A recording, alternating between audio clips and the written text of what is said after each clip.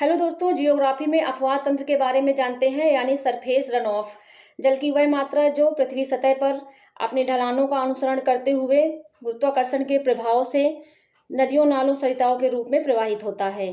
गंगा नदी की बात करें, गंगा नदी सबसे बड़ी नदी है। 2525 किलोमीटर दूर तक पर्वतीय क्षेत्रों में फैली हुई है और ये नदियों के रूप में प्रवाहित हो रही है। कई सहायक नदियां रामगंगा, यमुना, कोसी, घाघरा, गंडक जैसी नदियां आकर मिलती हैं, जिससे गंगा नदी की गहराई और भी बढ़ जाती है। इसे मानसूनी नदी भी कहते हैं, क्योंकि वर्षा ऋतु में मानसूनी वर्षा का जल और शुष्क ऋतु में बर्फ से पिघलते हुए बर्फ का भी जल इकट्ठा करती है।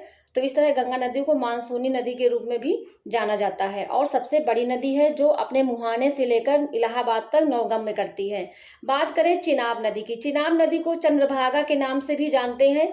यह हिमाचल प्रदेश में लाहौर और स्पीति जिले में ऊपरी हिमालय से निकलती है। जम्मू कश्मीर में जम्मू के क्षेत्र से होकर पंजाब, पाकिस्तान में ये नदी बहती है और इसका जल पाकिस्तान के लिए भी आवंटित होता है। तो चिनाब नदी सिंधु नदी की सबसे बड़ी सहायक नदी है और इसे चंद्रभागा के नाम से भी जानते हैं। सिंधु नदी तिब्बत क्षेत्र से निकलती है। यह मानसरोवर के निकट है। हिमनदों की बात करें, सबसे बड़े हिमनदों का विकास काराकोरम श्रेणी पर होता है, क्योंकि काराकोरम श्रेणी की जो पहाड़ियां ऊपर सबसे है क्षितिज जोन में, वहां बर्फ का क्षितिज होता है और वहां पे सूर्य की रोशनी कम पहुंचती है, वर्षा भी कम होती है। इस तरह बड़े बड़े हिमनदों का विकास काराकोरम श्रेणियों पर होता है। कम से कम 16,000 वर्ग किलोमीटर दूर तक फैले हुए हैं। तो ये हमारे कुछ टॉपिक्स थे। चलिए रिवाइज करते रहिए, मिलते हैं नेक्स्ट वीडियो में।